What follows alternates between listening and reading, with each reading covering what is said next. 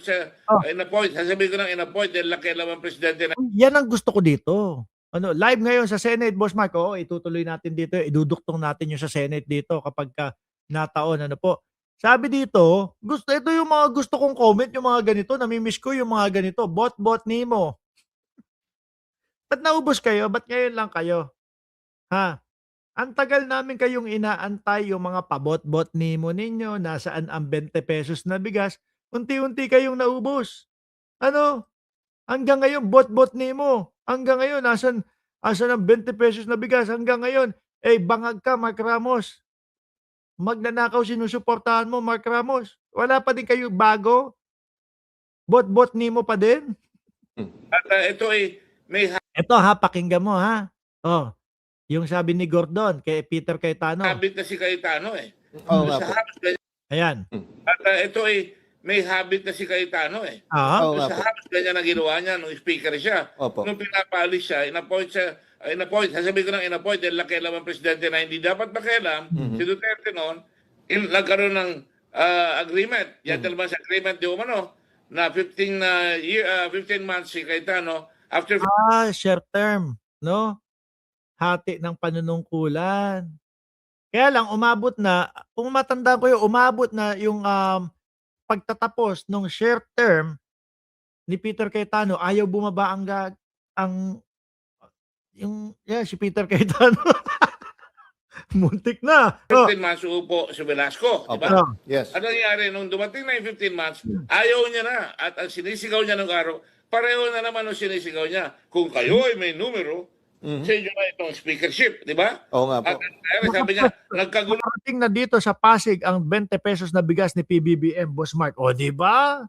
Talagang palaganap ng palaganap yan. Sandali may nagkomento kasi. Ang sabi, may press conference daw po si Win Gatchalian, mga Boss Chief Amo, sir. Ngayon, sandali, puntahan nating mabilisan. Baka pero tuloy natin yan. O, tuloy natin si Gordon. Na rito, may violence na. Katulad doon sinabi niya last week, Hmm. ina-attack na ang Senado. Doon naman sa House, sinabi niya, dinestore ka na yung mga pinto, may violence na. At pagkatapos later on, nagmukhang tanga siya, nasabi kong tanga at talagang innocent Nagmukhang tanga daw si Cayetano. here because nung sinabihan siya ni Duterte, tumigil ka, nag-apologize siya kay Duterte. At sabi niya, hindi niya raw na masyadong nahagip, mali raw siya doon sa pag-handle niya ng issue. Bakit timawa sa kapangyarihan pala si Peter Cayetano, ano? Grabe. At doon niya lang binigay. So nagulo ang House, ngayon naman ginugulo ang Senado. At nung minsan siya inaalis siya sa Senado, anong ginawa? Yung accusation ngayon na pinutol yung internet, na pinutol yung air conditioning, yan na naman. Opo. So this guy is a Gawain na pala talaga niya yun, ano? Yung kapag yung sumasalungat na sa kanya, puputulin yung internet, tatanggalan ng air condition. Galawang kupal pala yung estilo ni Cayetano kung gano'n. creature of bad habits. Dapat tanggalin na talaga yan. Sinabi ko na last week, tanggalin na yan. Because pagka ganyan, parang cancer yan eh. Tanggalin na yung cancer bago pa kumalat. Tsaka madami po ang nagpapa-resign kay Alan Peter Cayetano. At tsaka mga kababayan, dito mabibigla din kayo. Bakit po mga Boss Chief Amo, sir? Nandiyan na si Christina. Lagi po ako nakikinig sa inyo. Ngayon lang ako nakaabot sa live ninyo. Eto, mabibigla kayo mga kababayan kasi isa doon sa kapatid ni Peter Cayetano, mga Boss Chief Amo, sir, ang sabi, ito yung the good ones sa mga Cayetano. Ang sabi niya, I will support further that no Cayetano should run in 2028 daw po mga kababayan. Lahat tayo. So ibig sabihin, kabilang po itong si Director Lino Cayetano na ngayon po ay PTB4 General Manager na si Lino Cayetano na mga kababayan. Biruin mo, kung mismong kapatid niya,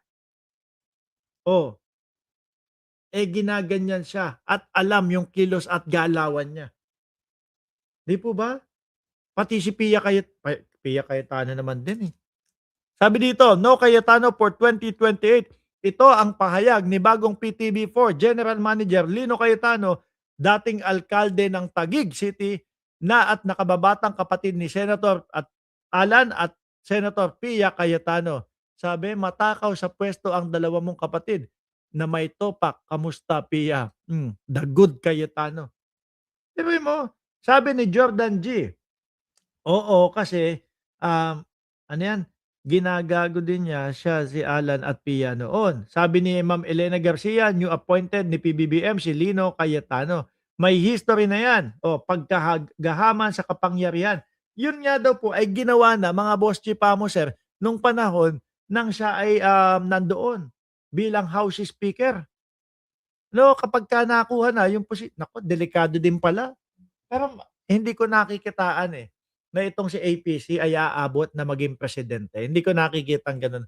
Gano'n ho, mga bossing. Pagka naging presidente 'to, baka ito yung talagang hindi bababa, ano? Baka ito yung talagang yung pinapakalat nila na mga no election, no election, baka ito ang gagawa ho, mga kababayan. Biruin mo na lang, hmm, simula nung naupo sa ano, pagiging Senate President po, walang nagawang tama. Puro kabulastugan at puro kung mga anong kadramahan mo. Sabi ni Ma'am Len De Los Santos dito, parang si PBBM yan. Nag-donate ng kidney sa tatay niya, si Lino Cayetano. Inaway nila. Aba, loko pala tong mga to talaga.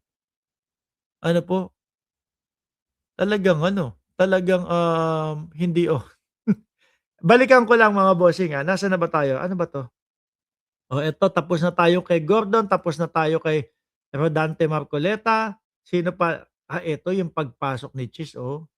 Pero tuloy natin yung kay ano, kay Alan Peter kasi mahaba pa ho yun. At sasabihin dito ni Alan Peter Cayetano yung pagsugod nga nila, o yung pagsugod niya doon sa Senado. This is about democracy. Hmm. This is about an independent Senate. This is about fighting corruption.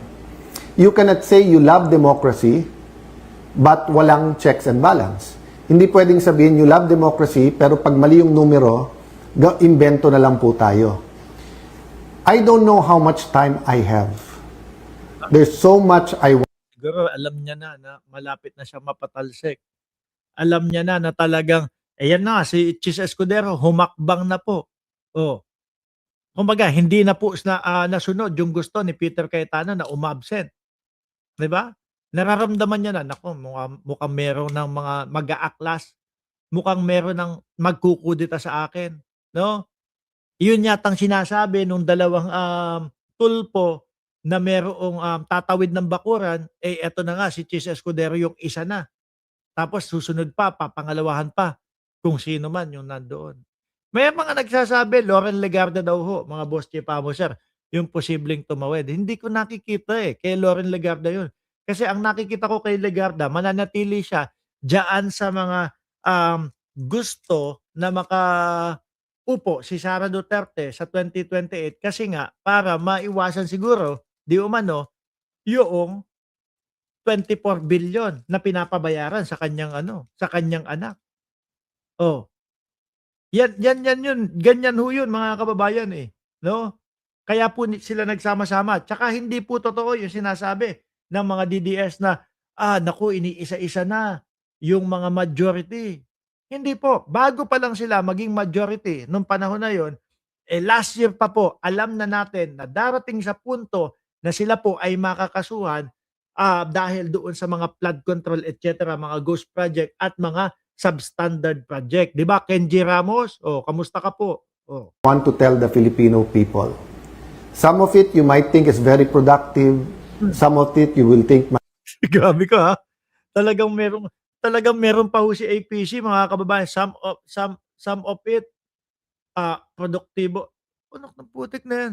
Sa loob ng isang buwan o kung ilang araw kang nakaupo diyan bilang Senate President, wala pa kaming nakikita na magandang ginawa mo at magandang nangyari